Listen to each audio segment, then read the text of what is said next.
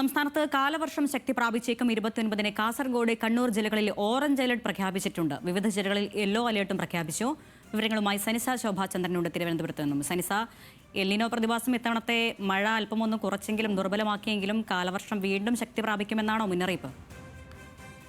അതേ അരുണ്യ, ഇന്നും നാളെയും മഴ മുന്നറിയിപ്പില്ല. മഴ കുറവായതുകൊണ്ട് തന്നെ കൃഷി അടക്കം വലിയ പ്രതിസന്ധി നിൽക്കുന്ന ഒരു സാഹചര്യത്തിൽ ആശ്വാസമായി 27 മുതൽ മഴ കനക്കുമെന്ന മുന്നറിയിപ്പാണ് ഇപ്പോൾ കേന്ദ്ര കാലാവസ്ഥാ വകുപ്പിൽ നിന്നും ലഭിക്കുന്നത്.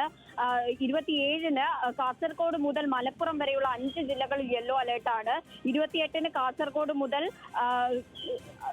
കോട്ടയം വരെയുള്ള ജില്ലകളിൽ, അതായത് തിരുവനന്തപുരം, കൊല്ലം ജില്ലകൾ ഒഴികെയുള്ള ബാക്കി 12 ജില്ലകളിലും യെല്ലോ അലേർട്ടാണ്. ഒറ്റപ്പെട്ട ഇടങ്ങളിൽ ശക്തമായ മഴയുണ്ടാകും. 29-ന് ഒറ്റപ്പെട്ട ഇടങ്ങളിൽ അതിശക്തമായ മഴയ്ക്കുള്ള സാധ്യതയാണ് സംസ്ഥാനത്തുള്ളത്.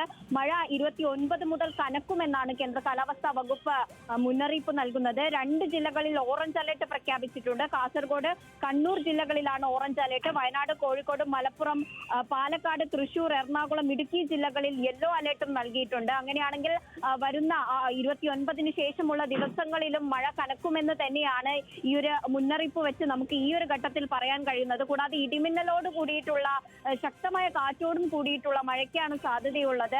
മണിക്കൂറിൽ 50 കിലോമീറ്റർ വേഗതയിൽ വരെ കാറ്റ് വീശാനുള്ള സാധ്യതയുണ്ട്. കൂടാതെ ഈ ഒരു പടിഞ്ഞാറൻ കാറ്റും ശക്തമായ ഒരു സാഹചര്യത്തിൽ കേരള, കർണാടക, ലക്ഷദ്വീപ് തീരങ്ങളിൽ ഇപ്പോഴും മത്സ്യബന്ധനത്തിന് വിലക്ക് തുടരുന്ന ഒരു സാഹചര്യമാണ്.